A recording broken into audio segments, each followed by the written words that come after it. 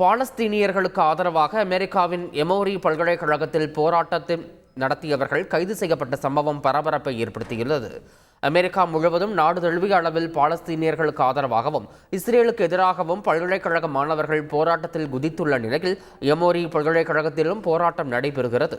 போராட்டம் நடத்தியவர்களில் 28 பேர் கைது செய்யப்பட்ட நிலையில் அவர்களில் 20 பேர் மாணவர்கள் என்பது குறிப்பிடத்தக்கது. ஆஸ்திரேலிய பாதுகாப்புத்துறை அமைச்சர் ரிச்சர்ட் மார்லஸ் உக்ரைனின் லிவிவ் நகருக்கு பயணம் மேற்கொண்டு உக்ரைனுக்கு குறுகிய தூர வான் பாதுகாப்பு அமைப்பு மற்றும் ட்ரோன், வெடிமருந்து உட்பட 834 கோடி ரூபாய் மதிப்புள்ள இராணுவ உதவி தொகுப்பை அறிவித்துள்ளார். யுக்ரைன் பிரதமர் டெனிஸ் ஷ்மிகாலுடன் செய்தியாளர்களை சந்தித்த அவர் உக்ரைனுடன் ஆஸ்திரேலியா உறுதியாக துணை நிற்கும் என உறுதியளித்தார்.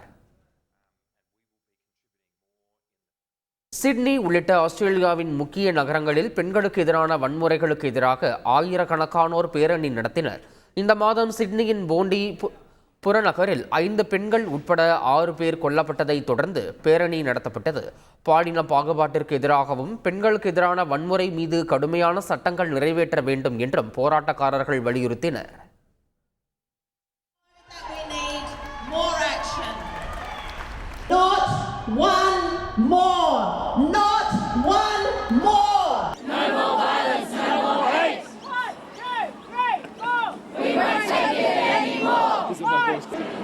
We won't take it anymore.